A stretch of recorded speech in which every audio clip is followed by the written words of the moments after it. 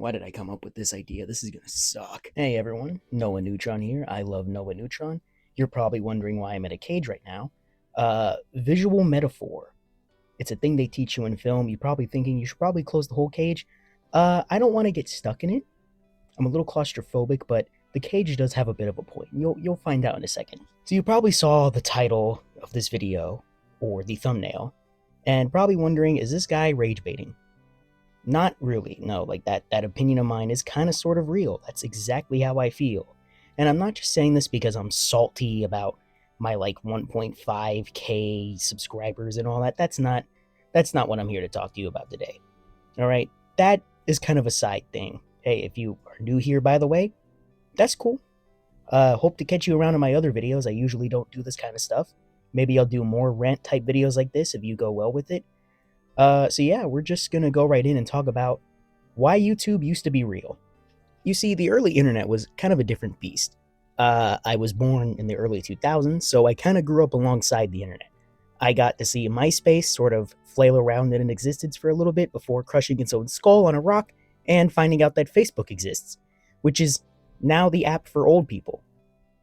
Kind of ironic, isn't it? But look, one of the biggest places of the internet, and really one of the most beautiful places of expression of art on the internet, was YouTube. YouTube was a super special thing, and I think everyone has a form of love of YouTube in some way, shape, or form, right? But the problem is that YouTube is gone. It doesn't exist anymore.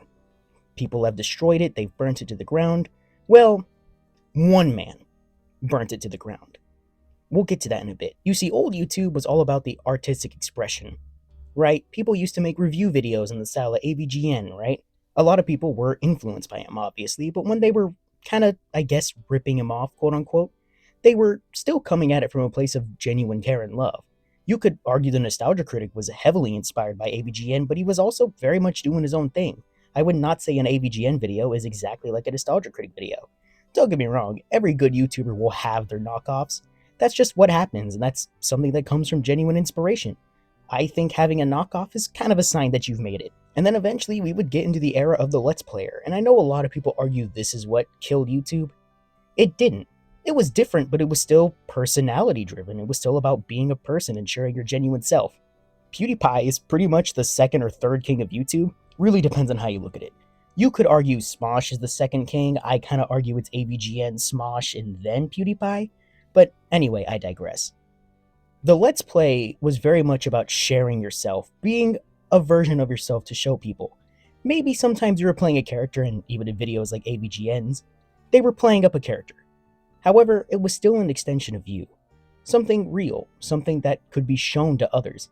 I mean, I'm not going to act like doing a Let's Play video is the hardest thing in the world, but it is kind of difficult to be that level of charismatic all the time. And it's something that kind of comes naturally to you, or something you have to learn over the years.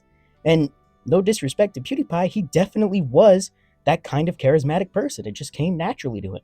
I mean, this guy was filming YouTube videos in a cave with a box of scraps. Okay, I kid, that wasn't even a funny reference. But seriously, it felt like this underground thing that was happening, and it's like, hey, you get to watch someone you enjoy hanging out with play video games. It's kind of like the same thing as a kid where you watch your older brother or your dad or your mom play a game with you, and then you put your head under the covers because they don't want you to see any of the gore. That's real. That's from my life. That happened quite a few times. But now we live in an age of engagement bait and MrBeast videos. I hate to be Mr. Negative, and maybe this is a common opinion. MrBeast sucks. MrBeast is the man who destroyed YouTube, because he's the man who found a way to manipulate the algorithm in a way that's very disingenuous. And I don't mean as in, oh man, he got big, he must be loved. No. I mean, he found a way to break the game. Let me lay it out to you in an analogy like this. If you really think someone who is hacking in a game needs to be treated as a respected player, there's something weird about you, okay? You don't think straight, all right? That's just how I'm going to put it. If someone starts to wall hack in a game and the devs go, well, everyone's got to learn to wall hack, those devs are dumb. They are dumb. They should punish you for exploiting. But YouTube didn't do that. MrBeast is an exploiter. That's what he is. And before anyone in the comments starts going, but he does charity work. You must love him because he does charity work. yeah, that doesn't excuse what he is. At the end of the day, he is very exploitative with the charity he gives out. You really think that locking people in a supermarket for weeks to months on end just to give them $20K is really justified? Do you really think that? It's ironic that MrBeast made a game show that's very similar to Squid Game, when that's quite literally what Squid Game is talking about. It's about people like him. There's a word, I can't say what he is, but let me put it like this. He makes poverty dorn. If you haven't heard that term, look it up, but maybe switch the D with a P, you'll know what I mean. Basically, he's an exploiter. He's not much better than the other billionaires who act like they're doing you good, they're your buddies. You should like Elon Musk. He pays people to play video games for him. But the sad thing is, we went from the era of YouTubing being a form of art, or being a form of a performer, or being the form of just a personality driven person, right? A channel driven around the identity of an individual or a group of individuals, right? To the influencer, the content creator. Can I say, I hate that term, content creator. It's gross. Okay, it's like calling someone like me who's very disabled. You can't see it right now because I'm not in my chair or in my leg braces. But that's like saying, "Oh, you're just differently abled." No, I'm just disabled. You could call me that. And that's kind of what I feel about a content creator. A content creator to me means someone who is a profiteer. I don't really like profiteers. Nothing wrong with making a profit, by the way. There's nothing wrong with that. But when you put the profit over the art form, what are you? What are you? Because I don't see that as a respectable artist, do you? In a way, YouTube used to be this kind of punk rock place where everything was DIY, right? That's one of the core tenets of punk. Being yourself, DIY, right? MrBeast looked at that and went, ooh, let me exploit that. And now YouTube has turned it into this. And the sad thing is, I see this even bleeding out into genres that aren't touched by it. I'm not going to name names, but there is quite a few commentary and video retrospectives that are slop. I'm sorry, sometimes when I see these 3-hour video game essays, I look at them and go, how much is actually here that's worth my time? Sometimes they are full of content, I'm not going to lie. Sometimes they're full of things that really are worth watching.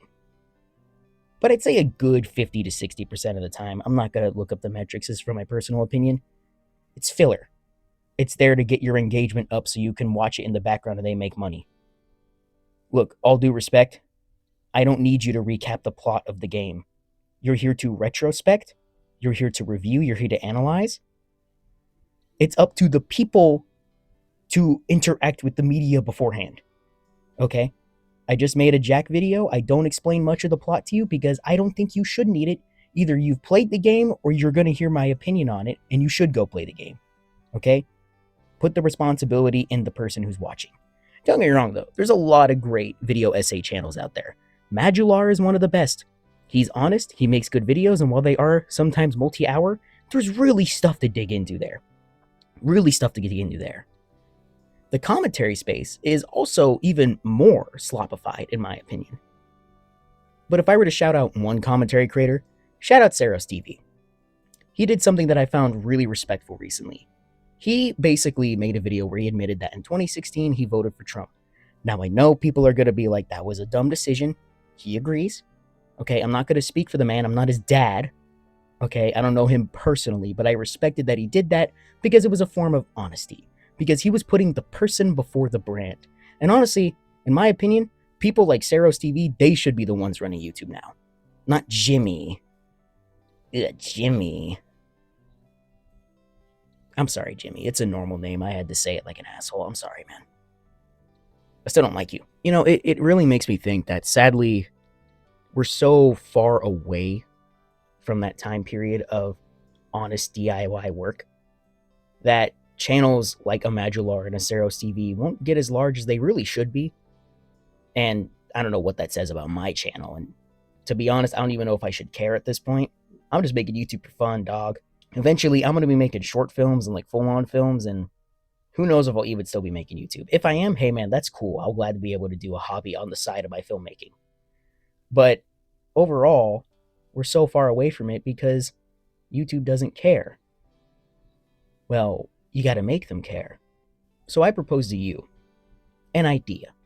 It's not a revelation, it's not a revolution, it's an option. Go in the comments of every YouTube video you watch, or every post you interact with, and just type "I love insert YouTuber name here." Doesn't have to be me, though it would be cool if it was. I'm not gonna act like it's not. I've been doing it with my own channel for a while. But just find a smaller YouTuber you genuinely think deserves more praise, and just put it everywhere. If you like Madular, oh, I love Madular. You like Foxcade, oh, I love Foxcade. You see what I mean? I want you guys to share the channels that give you a genuine human experience, and not what a lot of YouTube is trying to push out nowadays. None of these sloppified internet shorts that really don't give you much information outside of crap that's really unnecessary. None of these video essays that are just nothing but recap with like 80% of actual analysis. And go on and just talk about it. Share it. Make it known. Go out there and exist. Have them be known. But like I said, it's not a revolution. It's not a revelation. It's an option. So that's my rant over. I hope you guys appreciated it. I love Noah Neutron. And with all that said, I'll see you next time.